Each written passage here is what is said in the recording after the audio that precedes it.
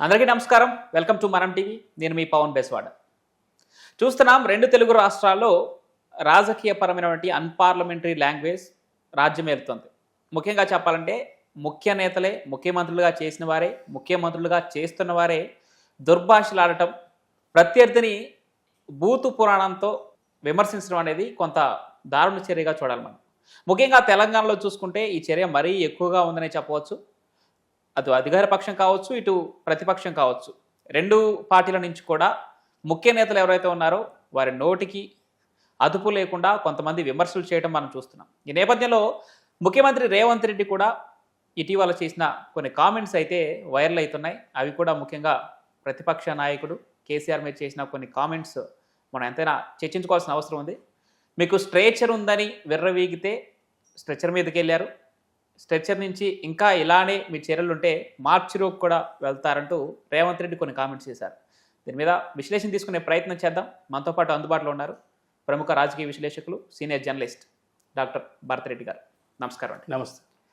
సరే ఏంటి unparliamentary language, ఇది కేవలం ఉభయ సమావేశాల్లోనేనా, అంటే అసెంబ్లీ చర్చల్లోనేనా, బయట ఎక్కడ మాట్లాడినా దానికి సెన్సార్ ఉండదు అన్నట్లు అయిపోయింది. ఎలా చూడాలి సార్ దీన్ని?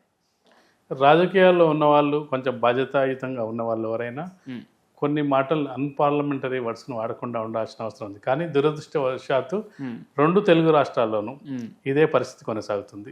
గత 10-15 ఏళ్ల నుంచి మనం చూసుకున్నట్టయితే ఆ మాటలు వ్యక్తిగత విమర్శలకు నుంచి స్థాయి దాటిపోయి బూతు పురాణం వరకు వెళ్ళడం జరుగుతుంది. వ్యక్తిగతంగా కూడా టార్గెట్ చేయడం జరుగుతుంది. ఒక పార్టీ పైన కానీ, ఒక ప్రభుత్వం పైన కానీ విధానాల పరంగా విమర్శలు చేయొచ్చు, నిలదీయొచ్చు. కానీ వ్యక్తిగత విమర్శలు అనేది చాలా, గతంలో కూడా మనం చూస్తే చంద్రబాబు నాయుడు కూడా కొంత టార్గెట్ చేయడం జరిగింది. చంద్రబాబు నాయుడు నేను అసెంబ్లీకే రాను, తన భార్య గురించి మాట్లాడిన సందర్భంగా నేను మళ్ళీ గెలిచే వస్తా అన్న సందర్భాన్ని కూడా వైసీపీ అది చేయడం జరిగింది. దానికి వాళ్ళు మూల్యం చెల్లించడం జరిగింది.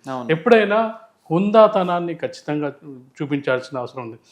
కింద స్థాయి కార్యకర్తలు, కింద స్థాయి నాయకులు మాట్లాడారంటే అది వేరే విషయం. కానీ ఒక బాధ్యతాయుతమైన పదవిలో ఉన్నవాళ్ళు, ముఖ్యమంత్రి కానీ, లేదంటే మంత్రులు కానీ, పార్టీ అధ్యక్షులు కానీ, వాళ్ళు చాలా బాధ్యతగా వ్యవహరించాల్సిన అవసరం ఉంటుంది. అంటే వాళ్ళు ఒక మాట మాట్లాడారంటే సొసైటీ అంతా చూస్తుంది, ప్రజలు చూస్తారు, ఓటేసిన వాళ్ళు చూస్తారు.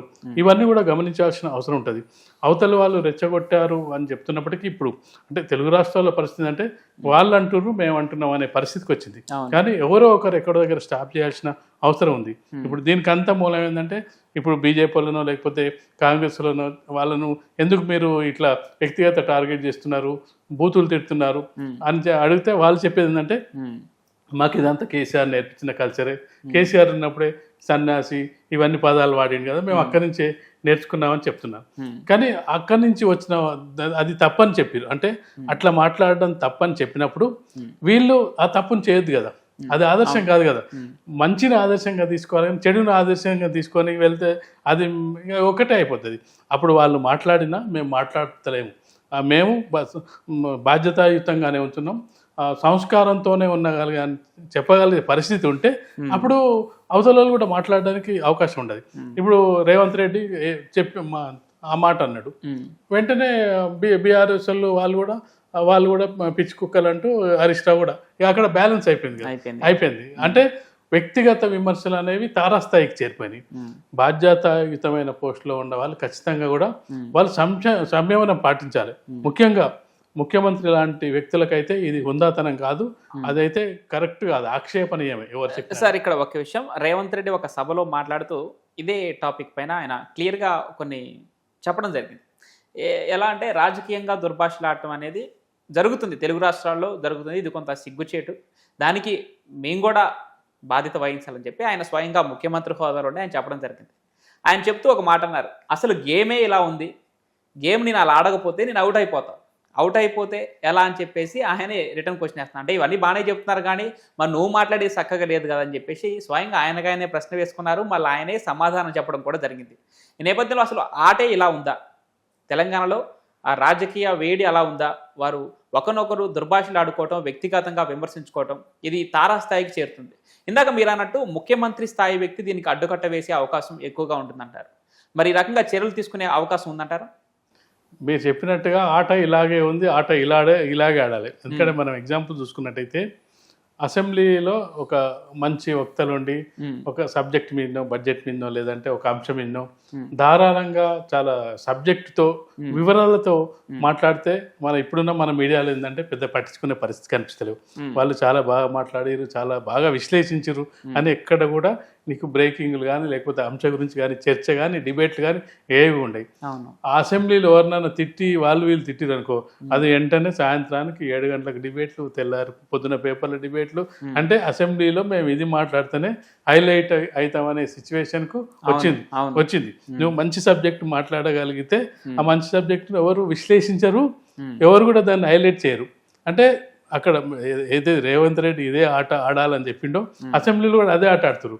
మేము హైలైట్ కావాలి, మమ్మల్ని పేపర్లో హైలైట్ చేయాలి, అంటే మా మీద ఫోకస్ ఉండాలి, అంటే కాంట్రవర్సీ ఉండాలి. ఎలాంటి కాంట్రవర్సీ మనం గతంలో కూడా చూసినాం. సినిమాకి సంబంధించి ఆర్జీవీది ఏదైనా కాంట్రవర్సీ ఉంటేనే ఆ సినిమా ముందుకెళ్తుంది అనేది మనం చాలా సందర్భం. కాంట్రవర్సీ కావాలని కోరుకునేవాడు తనే.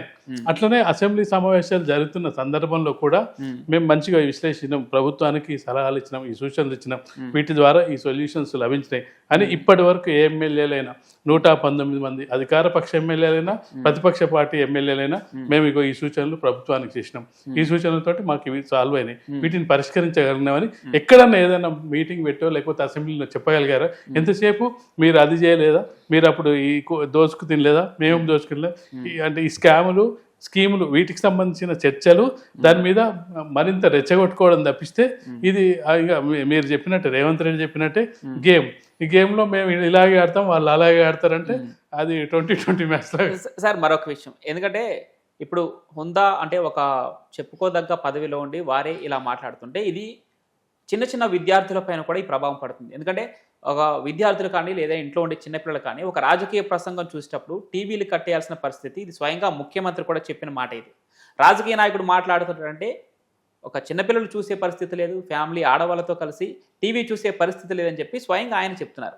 మరి ఈ నేపథ్యంలో అసలు హుందాగా నడుచుకోవాల్సింది ఎవరు? అలాంటి దుర్భాషలాడే అన్పార్లమెంటరీ లాంగ్వేజ్ వాడేటువంటి ప్రజాప్రతినిధి గెలిపించడం వీరి తప్ప, లేదంటే గెలిపించిన తర్వాత హుందాగా నడుచుకుపోవడం వారి తప్ప, లేదంటే వ్యక్తిగతంగా విమర్శించే ప్రతిపక్ష నాయకులు తప్ప, ఎవరు తప్ప అనుకోవాలి? తప్పు అంటే ఎవరో ఒకరు ఇక్కడ ఎండ్ పెట్టాలి, అంటే ఎండ్ చేయాలి. ఎండ్ చేయడానికి ముఖ్యంగా అధికార పక్షానికే ఎక్కువ బాధ్యత ఉంటుంది. ఎందుకంటే ఓడిపోయిన వాడు ఎప్పుడు కూడా ఆవేశంతో ఉంటాడు, ఊగిపోతుంటాడు, గొడవకు దిగుతుంటాడు. కానీ గెలిచిన వాడు హుందాగా ఉండాలి, దాన్ని ఆస్వాదించాలి. కానీ రివర్స్గా ఎప్పుడు కూడా ఇప్పుడు ఓడిపోయిన వాడితో గొడవ పెట్టుకోవడానికి ప్రయత్నం చేయకూడదు. వాడు ఎట్లా ఓడిపోయి ఆవేశంలో ఉంటాడు, కోపంతోనే ఉంటాడు, బాధతోనే ఉంటాడు. వీళ్ళకి ఆవేశం అక్కర్లేదు, ఎందుకంటే వీళ్ళు గెలిచి ఒక ఎంజాయ్ చేసే స్థితిలో ఉన్నారు. వాళ్ళు ఆ ఉందాతానాన్ని నిలబెట్టుకోవాల్సిన అవసరం అధికార పక్షం. ప్రతిపక్షం ఖచ్చితంగా దాడి చేస్తుంది. ఆ దాడిని నువ్వు వేరే రూపంలో, అంటే నీ లెక్కల రూపంలో, విధానపర రూపంలో చాలా ఉన్నాయి.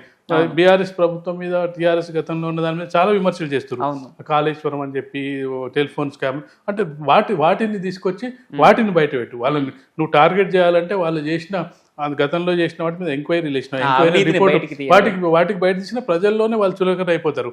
దానివల్ల నీకు ఏమైతే ఓపిక తగ్గినప్పుడు మాత్రమే, నువ్వు పేషెన్సీ లేనప్పుడు మాత్రమే అవతల మీద దాడికి వెళ్ళే ప్రయత్నం చేస్తున్నావు.